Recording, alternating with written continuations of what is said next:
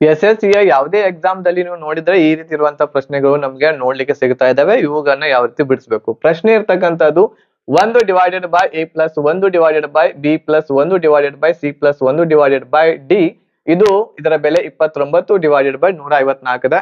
So ಹಾಗಾದ್ರೆ a+b+c+d ಇದರ ಬೆಲೆ ಇರ್ತಕ್ಕಂಥದ್ದು ಎಷ್ಟು ಅಂತ ಕೇಳಲಾಗಿದೆ. ಈ ರೀತಿ ಇರುವಂತಹ ಪ್ರಶ್ನೆಗಳನ್ನ ನಾವು ಯಾವ ರೀತಿ ಬಿಡಿಸ್ಬೇಕು ಅಂತಂದ್ರೆ 154/29 ಮಾಡ್ಬೇಕು. 29 145 ಆಗುತ್ತೆ, ಶೇಷ 9 ಉಳಿತಾ ಇದೆ. ಅದೇ ರೀತಿ ಮತ್ತೆ 29 ಇಲ್ಲಿ ಡಿವೈಡ್ ಮಾಡಿದ್ರೆ 9 3 27 ಬರ್ತಾ ಇದೆ, 2 ಶೇಷ ಉಳಿತಾ ಇದೆ. ಇಲ್ಲಿ ಮತ್ತೆ 9 ಡಿವೈಡ್ ಮಾಡಿದ್ರೆ 2 4 8 ಬರ್ತಾ ಇದೆ, ಇಲ್ಲಿ ಶೇಷ 1 ಉಳಿತಾ ಇದೆ.